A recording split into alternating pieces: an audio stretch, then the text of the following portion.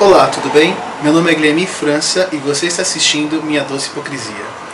Este é um vlog de filosofia, onde pretendo expor minhas análises e opiniões acerca dos fatos de nossa sociedade, mostrando o quanto a humanidade é podre e hipócrita. Neste primeiro vídeo, analisarei a escola e responderei a seguinte pergunta: onde estão os jovens que lutaram pelos seus ideais na década de 60 e 70? E por que os jovens de nossa sociedade parecem estar tão inertes aos problemas do nosso mundo?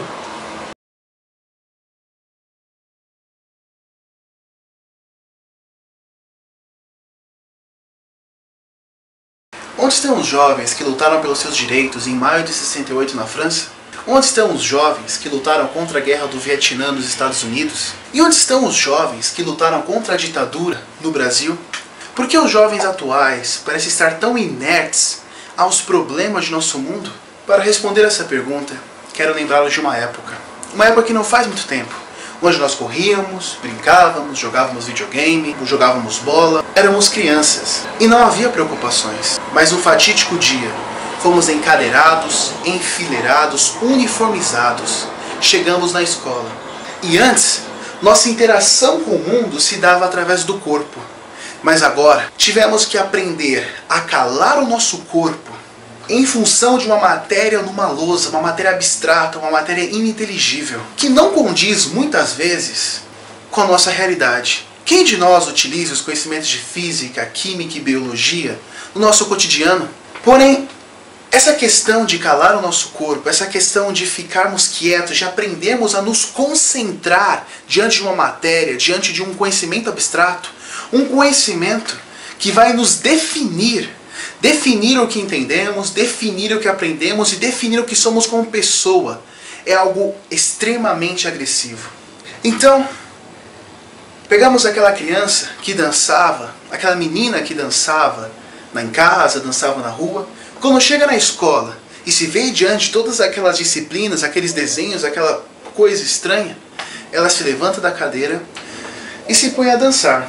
Então, a professora chega, coloca-a no lugar, bate-lhe na mão com a régua e diz: senta e fique sentada. Talvez é uma bailarina assassinada. E aquele garoto, que olhando para aquela matéria e não entendendo nada, começa a desenhar no canto do caderno, chega a professora, bate-lhe com a régua e diz: copia a matéria. Talvez é um artista, um desenhista assassinado. A escola diz que nos ensina. Mas a que estamos sendo preparados?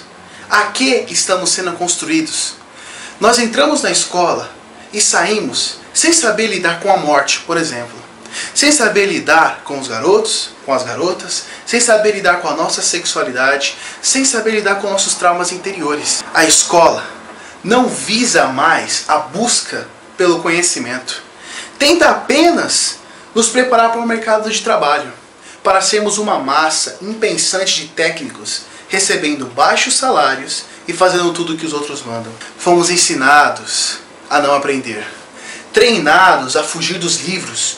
Nossa mente foi estruturada para olharmos ao conhecimento e ao estudo com horror e com desdém.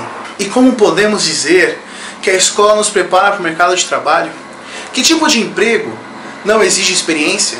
Que tipo de emprego não exige indicação? Que tipo de emprego não dá treinamento antes? A escola e essa estrutura, na verdade, é um grande moedor de carne. Moedor de nossa criatividade, de nossas inspirações e de nossa alma. Saímos completamente despreparados para o mundo, desprogramados. E aquilo que de fato seria útil em nossa vida, lá não aprendemos. Então, chega os adultos, chega a sociedade e começa a criticar a escola. Ah, precisamos de mais professores, mais anos, mais prédios. Para que mais anos de escola, se ano após ano as matérias são repetitivas?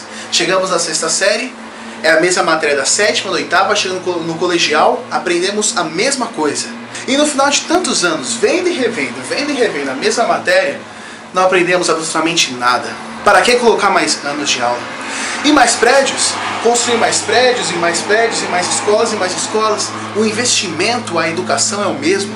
Aumentando o número de escolas, aumenta apenas o denominador. Se divide mais o investimento. Professores, sois tão velhos quanto a vossa cultura, e o vosso modernismo é o modernismo da polícia. Mas é muito fácil criticar a educação quando não é você que estuda.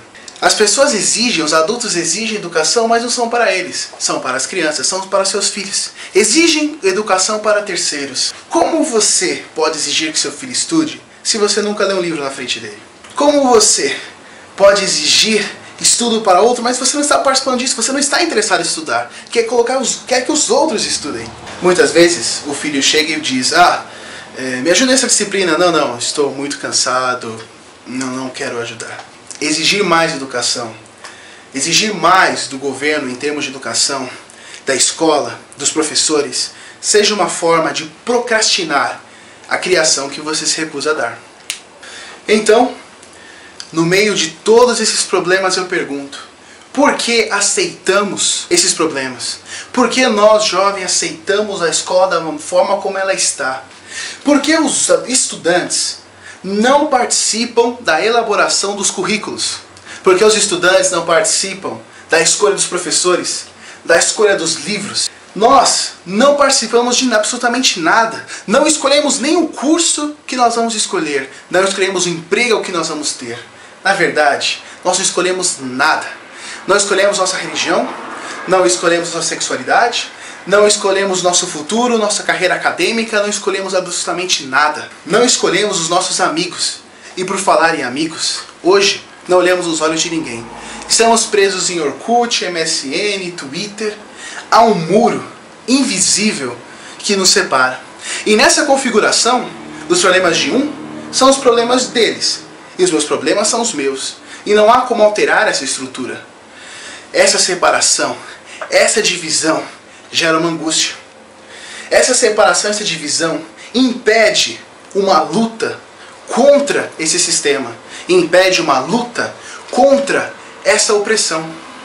E nessa angústia que gera, mesmo afundada em vícios, afundada em jogos, em drogas, em sexo, ela continua viva e mesmo calada grita e diz: ei, você que está me ouvindo, você pode me ver?